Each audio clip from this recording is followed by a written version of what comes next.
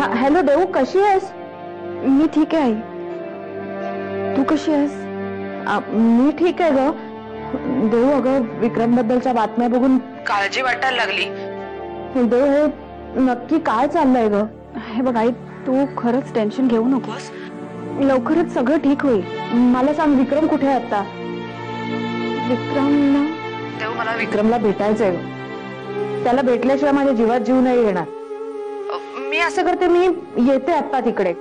नाही, नको नको आई, तू कशाला त्रास करून घेतेस? मी येते तुला भेटायला. कधीपर्यंत येतेस? लगेच निघते मी, लगेच येते. ये, मी वाट बघते. हा, आणि सांभाळून. हो, बाय. लिंगप्पा, आम्हाला 100% खात्री आहे यामागे लिंगप्पाचाच हात आहे. आमचे शेअर्स मिळवण्यासाठी त्याची कधीपासून धडपड चालू होती. आमच्या सुरुवातीला ते लक्षात आलं होतं, पण आदित्य राजांना ते कळलं नाही. नीलराजे आणि विक्रमादित्य यांच्या वाटणीचे एकूण 60% शेअर्स हळूहळू आपल्या हातून निघून जातात. जर एवढ्या मोठ्या प्रमाणात शेअर्सचे मालकी हक्क लिंगप्पाकडे जात राहिले तर तसं झालं तर ती आमच्या आयुष्यातली सगळ्यात मोठी हार ठरेल. काय करायला हवं आपण आता? लिंगप्पा शेअर्स करता स्वतः कधीच पैसे देणार नाही. तो दुसऱ्याच्या खांद्यावरून बंदूक चालवणारा माणूस आहे. तू एक काम कर, लिंगप्पाच्या वतीने मध्यस्थी करणाऱ्या माणसाचा शोध घे.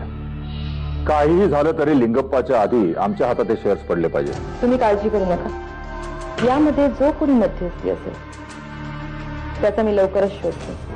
विक्रम, कदाचित तुला आवडणार नाही, पण लोकांना नुकसान भरपाई देण्यासाठी आपल्याला आपल्या वाटणीचे शेअर्स विकण्याशिवाय दुसरा पर्याय नाहीये. हे बघ, आम्ही आमच्या वाटणीचे शेअर्स विकलेत. काय केलं तुम्ही हे सगळं? स्वतःजवळ काहीच ठेवलं नाही. आमच्यासाठी स्वतःकडचे शेअर सुद्धा विकून मोकळे झाला तुम्ही. विक्रम, वेडाच का तू? तुझ्यापेक्षा ते शेअर्स महत्वाचे आहेत का आम्हाला? आणि बघ, पैशाचं म्हणशील तर या प्रकरणातून सुटका झाल्यावर पुढे अख्खं आयुष्य पडलंच आहे की रे पैसे कमवायला. विक्रम, प्लीज, आम्हाला असं वाटतं की हा विषय आपण इथेच थांबूया. ठीक आहे भैया, आम्ही तुला भेटायला ताबडतोब येतोय. हे बघ श्रावणी, मला केटी विषयी काहीही बोलायचं नाही. मला तुझ्याबद्दल बोलायचं. श्रावणी, तू एका चांगल्या घरातली मुलगी. तुझ्या समोर तुझं उभं आयुष्य पडलंय. केटीच्या बाबतीत तू जो काही निर्णय घेतलायस त्याने तू फक्त स्वतःच नाही तर माझं आणि माझ्या मुलीचं आयुष्य सुद्धा उद्ध्वस्त करायला निघालीस. यू नो व्हॉट, मला वाटलंच होतं तू हे असलंच काहीतरी रडगाणं गायला ना मला बोलवलं असेल इथे. ट्राय टू अंडरस्टँड श्रावणी. हे बघ केटी बद्दल मी आता काहीही बोलले ना तर ते नेहमी तुला नाही पटणार कदाचित, पण एक गोष्ट लक्षात घे, केटीला माझ्या इतकं चांगलं कोणीच ओळखत नाही. थोडासा विचार कर ना. जो माणूस स्वतःच्या बायकोचा, स्वतःच्या मुलीचा नाही होऊ शकला तो तुझा होऊ शकेल असं खरंच वाटतं तुला?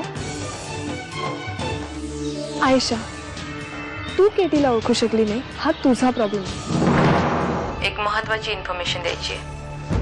नीलराजे आणि विक्रमादित्यचे शेअर्स विकत घेण्यासाठी लिंगप्पा एखाद्या मध्यस्थीला घेईल ही तुमची शंका बरोबर ठरली आहे. एका मध्यस्थीमार्फत त्यांनी सगळे शेअर्स विकत घेतलेत, पण अजून ते त्याच्या नावावर ट्रान्सफर झाले नाहीयेत. लिंगप्पाच्या शेअर बाजारातील सगळा व्यवहार प्रॉफिट प्लस नावाची कंपनी बघते आणि लवकरच या कंपनीमध्ये हे सगळे शेअर्स त्याच्या नावावर ट्रान्सफर करायची प्रोसिजर सुरू होईल.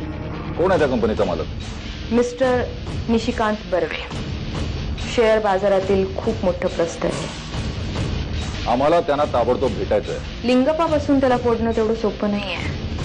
हां, पण जर त्याची इच्छा झाली तुमच्याशी मैत्री करण्याची तर शक्य होईल. बघू, मी प्रयत्न करते. नताशा, आम्ही त्या बर्वेची वाट पाहतो.